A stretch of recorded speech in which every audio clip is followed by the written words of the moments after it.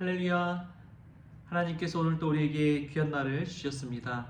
오늘도 말씀 가운데 주님과 동행하는 복된 날이 될 수 있기를 축복합니다. 오늘 하나님께서 우리에게 주신 말씀 구약성경 잠언 3장 27절에서 35절까지의 말씀입니다.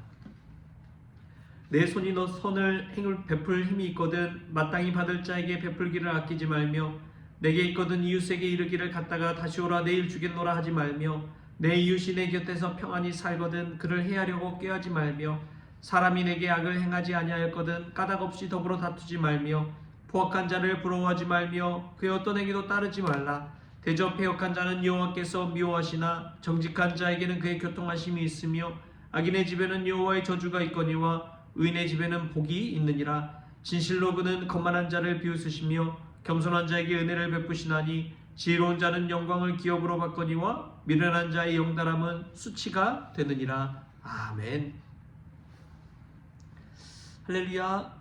말씀 가운데 귀한 은혜가 저와 여러분에게 있기를 소망합니다. 오늘 이 잠언 3장 말씀에서 우리는 지혜로운 자가 어떻게 명철을 가지고 행해야 되는지를 배우게 됩니다. 명철은 구분하는 능력이지요. 이것이 내게 옳은 것인지 그른 것인지, 이게 하나님의 뜻인지 아니면 나의 뜻인지를 판단할 수 있는 능력이 바로 명철입니다. 이것을 행했을 때 앞과 뒤를 다 따져보고 나중에 어떤 결과가 올지를 헤아려 보는 것이 명철이지요. 우리에게 이러한 명철이 있기를 바랍니다. 오늘 지혜 있는 자가 어떻게 행해야 될지를 성경은 우리에게 분명하게 알려주고 있습니다. 이 말씀을 따라 살아갈 때에 하나님께서 주시는 안전함과 평온함이 저와 여러분에게 있을 줄 믿습니다. 오늘 27절, 28절 말씀에서 공동적으로 나타나는 것이 있습니다. 우리 같이 한번 읽어보겠습니다. 내 손이 선을 베풀 힘이 있거든 마땅히 받을 자에게 베풀지를 아끼지 말며 내게 있거든 이웃에게 이르기를 갔다가 다시 오라 내일 주겠노라 하지 말며. 아멘. 오늘 말씀을 보면은 내 손이 선을 베풀 힘이 있거든 마땅히 받을 자에게 베풀기를 아끼지 말라고 이야기합니다. 그냥 성경은요, 내가 재물이 있고 힘이 있을 때 이 베푸는 것을 아끼지 말라고 하는데 단서가 붙습니다. 어떤 단서가 붙냐면 마땅히 받을 자에게 베풀라고 그렇게 이야기합니다. 또 28절에서도 내게 있거든 이웃에게 이르기를 갔다가 다시 오라 내일 주겠노라 하지 말며 라고 이야기합니다. 아무에게나 그냥 주는 것이 아니라 내 이웃에게 라는 단서가 붙습니다. 예전에 주일 예배를 마치고 점심을 맛있게 먹고 우리 성도들과 함께 교인들과 함께 로비에서 담소를 나누고 있는데 한 나이 지긋하신 분이 교회를 찾아오셨어요. 남자분이 찾아오셨는데 찾아오셔서 하는 이야기가 기장 교회 마크를 보고 반가워서 찾아왔다는 거예요. 그래서 이런저런 얘기를 나누다 보니까 이분이 이제 은퇴하신 목사님이신데 갈매산 기도원에 머물러 왔다가 이제 생활비가 좀 떨어졌나 봐요. 그래서 좀 이 선교비를 좀 후원받을 수 있냐라고 해서 오셨습니다. 근데 이제 이런 경우를 저는 참 많이 겪었거든요. 기도원에 오고 가는 많은 분들이 이제 다 본인 개인 사연과 사정을 이야기하면서 교회를 찾아오는 경우가 정말 많습니다. 그래서 그 말 그대로 제가 믿을 수가 없겠더라고요. 워낙 그런 일들을 많이 겪다 보니까. 그리고 무엇보다도 선교비를 드린다는 것은 우리 교인들이 성도님들이 정말 마음을 다해서 믿음으로 하나님께 드린 그 헌금을 가지고 제 마음대로 어떻게 다 쓸 수가 있겠습니까? 그래서 이제 이분과 이런저런 얘기 나누면서 어디 교회에 또 섬겼었는지 그리고 성함이나 이름은 어떻게 되는지 다 물어봤어요. 그리고 잠깐 기다리시기라고 하고 제가 가서 총회 주소록이랑 다 찾아봤습니다. 전북 임실에 있는 어느 교회라고 해서 찾아보니까 있더라고요. 저도 처음 듣는 교회 이름이어서 찾아봤습니다. 그리고 이분의 이름을 한번 총회 주소록에 보면은 목사 이름이 다 나와 있거든요. 교회 이름도 그렇고 목사 이름도 그렇고 주소록이 다 나와 있습니다. 뭐 전화번호며 주소며 찾을 수가 있어서 찾아보니까 정말 나와 있더라고요. 그렇게 일일이 좀 확인을 해본 다음에 그 다음에 성교비 얼마를 조금 드렸습니다. 여러분, 이러한 일들이 얼마나 많이 일어나는지요. 마땅히 받을 자에게 베푼다는 것은 그분이 어떠한 사람인지를 분명히 알아야 된다는 것입니다. 내 이웃에게 베푼다는 것은 여러분 곁에 산다고 다 이웃입니까? 주변에 있는 모든 사람들이 그럼 다 이웃입니까? 아니잖아요. 나에게 선을 행하고 나를 돕고 어려운 일 있을 때 서로 돌봐주고 하는 것이 이웃 아닙니까? 그런 이웃에게 베풀 힘이 있을 때 마땅히 구워주고 나눠주고 베풀고 돌보라는 이야기를 하고 있는 것입니다. 왜 그렇습니까? 그 이웃은 어디 가지 않아요. 지금 이웃이 힘들 때 도와준다면 내가 힘들 때 그 이웃이 도와줄까요? 안 도와줄까요? 도와준다는 것입니다. 성경은 그것을 이야기하고 있습니다. 내 곁에 있는 그 사람, 이웃, 늘 함께 얼굴 보며 살 수밖에 없는 그 이웃에게 마땅히 베풀라는 것이죠. 우리가 이러한 명철이 있기를 원합니다. 내 이웃이 누구인지를 분명히 구별할 수 있는 그러한 지혜가 있기를 바랍니다. 마땅히 받을 자인지 아닌지를 구별할 수 있는 명철이 저와 여러분에게 있기를 바랍니다. 성경은 무조건 베풀라고 오늘 우리에게 이야기하지 않습니다.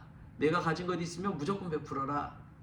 물론 고아와 나그네와 과부를 선대하라는 주님의 말씀이 있죠. 그런데 얼마나 사람들이 간사하고 또 죄 가운데 삽니까? 자신을 속이잖아요. 그런 일들이 얼마나 많은지요. 그렇기 때문에 우리는 오늘 이 지혜 말씀을 눈여겨봐야 됩니다. 지혜 말씀을 가지고 명철을 가지고 구분할 수 있는 능력이 있어야 됩니다.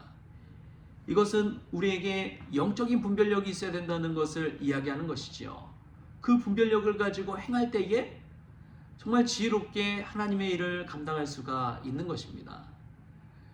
여러분, 목회하다 보면은 우리가 늘 생각하는 것이 무조건 착하게 산다고 해서 그게 하나님의 뜻입니까? 아니라는 거예요. 무조건 베풀어는 것이 하나님의 뜻입니까? 아니라는 것입니다. 우리가 구제를 할 때도 선교할 때도 분명히 지혜를 가지고 하나님의 기준을 가지고 행해야 될 줄 믿습니다. 내 마음대로 내 뜻대로 내가 원하는 대로 행하는 것이 하나님 뜻이 아니에요.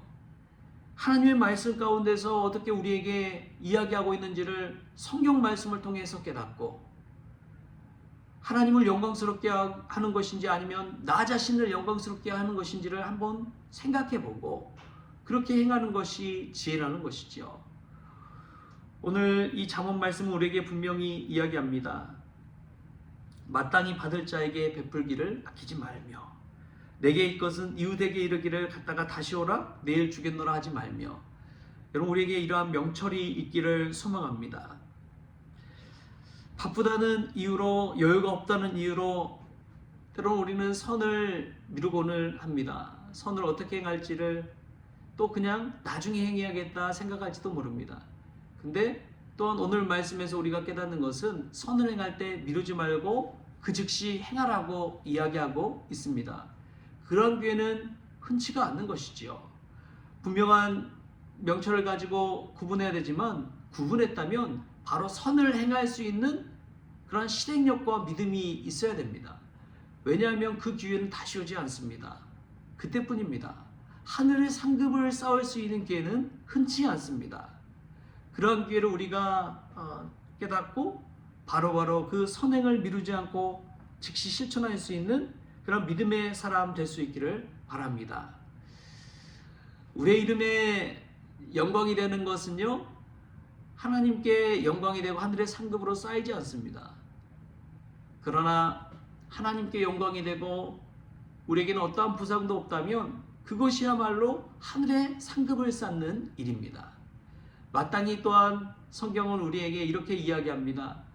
마땅히 우리에게 갚을 자에게 구워주는 것이 아니라 갚지 못할 이에게 부어주라. 그때에 하늘의 그 상급이 쌓는다 라고 이야기합니다. 우리가 하늘의 상급을 쌓는 자가 될 수 있기를 축복합니다. 한 번 스치는 인연처럼 생각하지만 마땅히 받을 자라면, 또 하나님의 뜻에 합당한 자라면 우리가 선을 행하는데 열심을 내야 될 줄 믿습니다. 왜냐하면 그 일을 통해서 하나님께서 기뻐하시기 때문에 그래요. 서두에 말했던 그런 은퇴하신 목사님을 봤을 때 한편으로 저는 그런 생각이 들었습니다. 그분이 마땅히 받을 자인지 분별하는 것도 필요하지만 그분 속에서 이후의 나의 모습을 생각해 보는 거예요. 내가 은퇴하고서 기도원에 갔는데 생활이 사정이 여의치 않아서 그냥 잠잘 수 없는, 또 머물 수 없는 그런 현실에 처해 있다면 어떻게 해야 할까?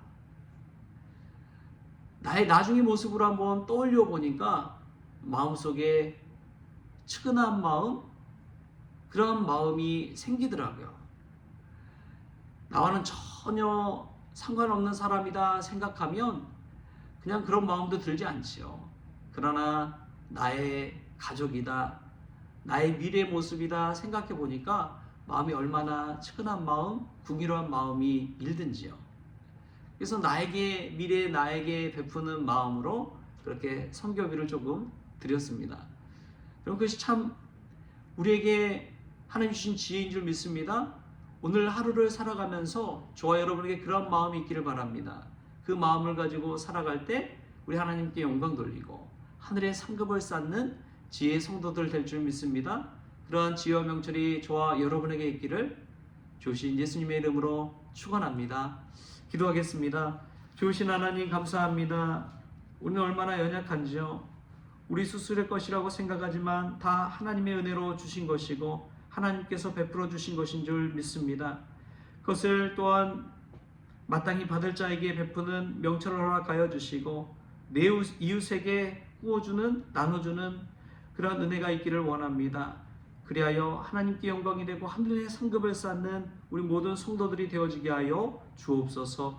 감사하며 예수님의 이름으로 기도하옵나이다. 아멘. 우리 주님이 가르치신 기도로 오늘 새벽 기도를 마치겠습니다. 하늘에 계신 우리 아버지여, 이름이 거룩히 여김을 받으시오며 나라가 임하시오며 뜻이 하늘에서 이루어진 것 같이 땅에서도 이루어지이다.